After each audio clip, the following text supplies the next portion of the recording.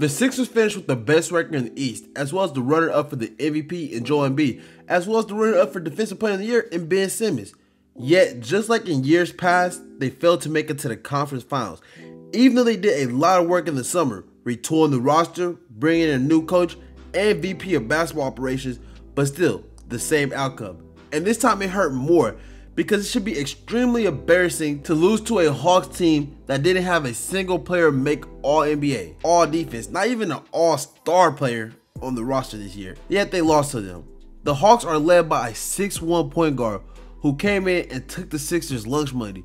That 6'1" point guard had more heart than the 6'10" point guard he was matched up against. That 6'1" point guard, along with his help of fighters, came and ended the process, buried it 6 feet under, and along with the end of the process, might be the end of tanking. And if that's the case, where does the process go from here? Now, before I get into that, do your boy a solid, hit that like button as well as subscribe to the channel. Again, we're on the road to 500 subscribers and I can't get there without y'all help. So go ahead and give me that HBO special. That's to help a brother out. And with that out the way, drop the intro.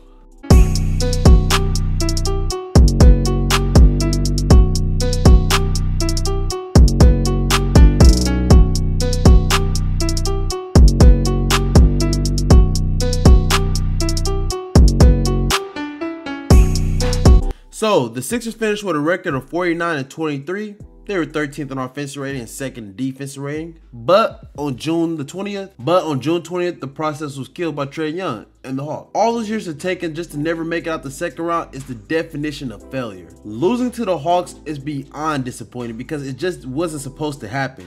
And that's not a knock against the Hawks because they deserved to win the series. They played hard, fought in every quarter, and when they were down, they didn't mentally check out. They stayed engaged every quarter waiting for the Sixers to take their foot off the gas, which happened far too often in the series because they will be leading up into the fourth quarter and allow the Hawks to come back in the game and steal it, which is just embarrassing. But the most frustrating part of this entire situation is Ben Simmons. Now, if big for nothing could be described in one play, it will be Ben Simmons having an open lane to the basket, and instead of dunking, passing it off to Matisse Thybulle, who ultimately gets fouled. That's how you describe big for nothing. Ben Simmons is literally the biggest point guard in the league, and yet is also the most passive. The expression, "oh, he's a gentle giant, he wouldn't harm a fly," fits that man perfect. Because if you're the defense, you never have to worry about him applying pressure. This man acts like he's scared to be aggressive. He acts like Gohan when he was fighting Cell before he went Super Saiyan 2. At this point, trading Ben Simmons is not something the Sixers should be considering.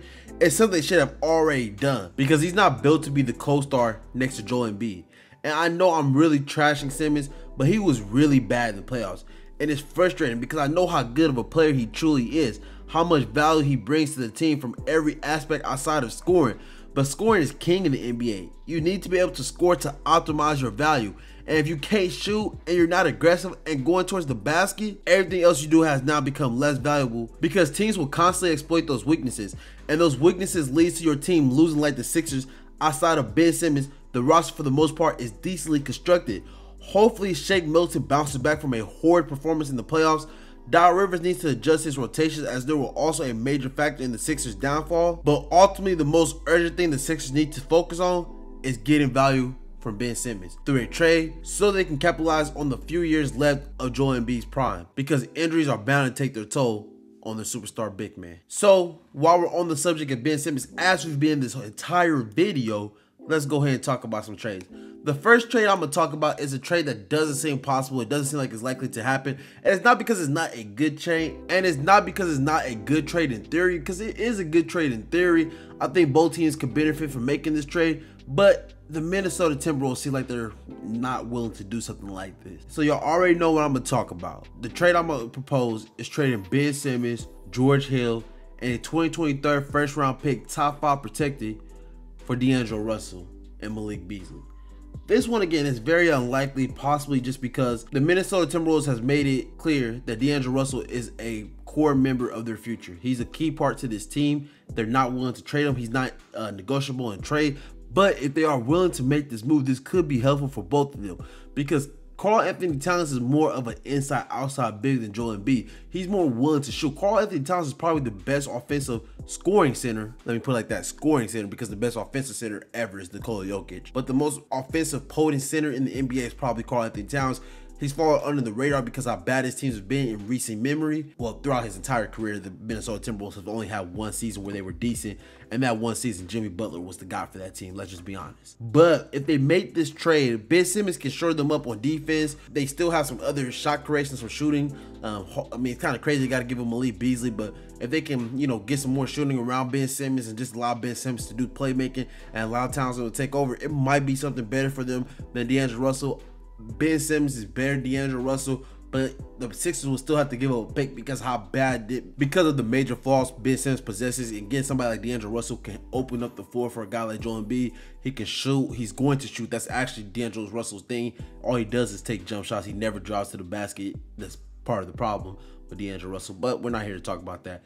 In theory, it's a pretty decent trade. The fit is better between Joel Embiid and D'Angelo Russell than it is between Ben Simmons and Joel Embiid. So that's the main thing they're going to capitalize on. So that's going to be the first trade we're going to talk about. The next trade I want to bring up is that you could possibly trade Ben Simmons, George Hill, and a 2021 first round pick, which is number 28, for CJ McCollum and Robert Covington. Y'all get to bring back Robert Covington, who was familiar with playing next to Joel Embiid. He was a really good player for them, one of the better team defenders in the NBA, and I kind of like that fit. I always liked the Robert Covington for the Sixers. If they can bring him back in a trade and you get rid of Ben Simmons this time, which is kind of crazy to think that, Robert Covington was moved on from one point and now you're bringing him back and you're giving the team Ben Simmons for him. Even though, Robert Covington isn't the major factor in this deal, is really CJ McCollum, who to me is one of the more underrated player in the league. Like, CJ McCollum is legit a stud. Nobody ever gives him his roses, but boy can really ball. I love me some CJ McCollum. I think the gap between him and, say, somebody like Donovan Mitchell is so small. He's really, really good. And people always like to hold on his defense. Only reason why his defense is such a big factor is because the team is not good defensively in general. Like, his backcourt, undersized backcourts are typically bad defensively. Monte Ellis, Stephen Curry, anyone that you name, Bradley Beal, John Wall, for the most part. And when John Wall started slowing up on defense, because at one point he was a stud on defense, but when he started slowing up on defense, that team became bad defensively. When you have an undersized backcourt, it's going to typically be bad defensively unless one of those guys are just elite. You need an extremely elite defender if you're going to have an undersized one, and none of them are elite defensively. So that's, my 2 cents on that whole situation. But that will also be a really good trade for the Sixers. What CJ McCollum provides, he's one of the better players in the league. To me, he's better than Ben Simmons. I know people going to say, whoa, you just saying that because he can shoot and he can score. No, he's just better than Ben Simmons. He can shoot, score, and he has better playmaking than we ever see, because Damian Lillard does most of the playmaking for the team. It's kind of like back and forth between the two, and Dame is the guy, which is understandable because Dame is better than CJ. But being under Dame for so many years, and CJ still does what he does. He put up 23 points a game last season, like 5 assists. The dude can do some playmaking and some shooting as your secondary playmaker. He came into the league as a point guard. He wasn't a shoot guard when he came into the league. He was a point guard. He was a point guard in college. His playmaking is better than what people give it credit for being. That's just my opinion on CJ McCollum, and I think this would be an excellent trade for them. Especially on the Sixers part, you get him. And the Portland Trailblazers get, a crack at, putting Damian Lillard next to Ben Simmons. See if that works. If they keep Damian Lillard, my opinion is they're not going to keep Damian Lillard. They're just going to go in a total different direction. But if you do go in a totally different direction, you can just build the whole team around Ben Simmons, see if he could be the guy. I'm not positive he could be that because he's just not aggressive enough, and his shooting is such a problem. I always put him in that class of unique players. Like, these guys are good, but they're so unique that they have to be the best player on your team, and them as a second option doesn't work. Those kind of guys are like Russell Westbrook, Colin Sexton, DeMar DeRozan. They really can't be a second option for your team because of their play styles and the way that everything is formulated. Blake Griffin at one point in his career, those are kind of guys that, you got to be like, okay, this guy has to be the best player on your team. He can't be the second best player because he can't do enough to be the second best player on your team. Like, he doesn't, his skill set is too unique. Those are those kind of guys. And Ben Simmons falls into that characteristic for me. So, another thing that they could possibly do is possible Kyle Lowry sign trade. We know there's some interest in Toronto for Ben Simmons. They would definitely need to do something with Pascal Siakam if they decide to make a signing trade between Kyle Lowry and Ben Simmons. And again, that's risky because, again, I know that Ben Simmons is better than Kyle Lowry. But again, the fit just works, and I can see why they would take something like that. So those are basically going to wrap up the trading market for Ben Simmons. Again, there's possible other ones. We're not trading Zach LaVine for him. I'm speaking for Bulls fans. We're not going to trade Zach LaVine for him. Zach LaVine is a part of our future. I like Zach. The Bulls love Zach. we're going to try to bring him back. We're not trading him for Ben Simmons. At one point, that might have been an option, but nah, we ain't doing that. We know Zach LaVine's better than him. And that's basically going to wrap up that section of the video. We're going to go ahead and move on from trades and talk about the draft. Because, again, the Sixers have their pick, so let's talk about it. They have the 28th pick in the draft. And with them having the 28th pick in the draft, I have them selecting Trey Murphy the third. Now, originally, Trey Murphy was seen as a second-round pick, but his stock has climbed up throughout these workouts. So he might not even be available here at 28. He might go before the 20s. He might go like 17, 18, something like that. Trey Murphy has been killing it in the workouts, I guess. And if that's the case, unfortunately, that sucks because Trey Murphy would have been perfect for them.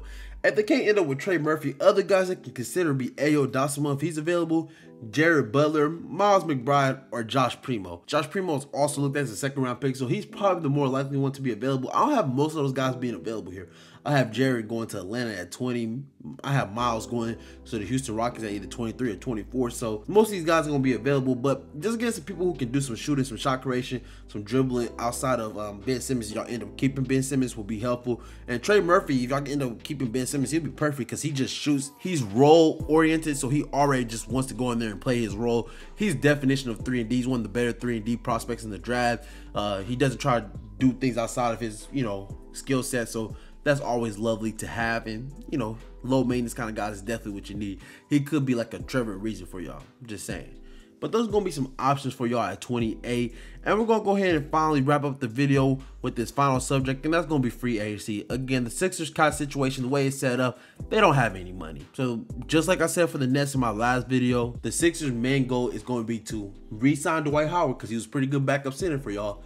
And outside of re-signing Dwight Howard, getting players to sign on the minimum, that's going to be the main thing. I got to find minimum contract kind of guys who are chasing rings and think that the Sixers are just a couple pieces away from being championship contender. They don't want to make it too easy. Like the guys who don't want to make it too easy by joining the Nets or the Lakers or the Clippers or some team like that, or the Bucks. They want to make it, or the Warriors. Teams like those who are going to be in contention for these guys as well.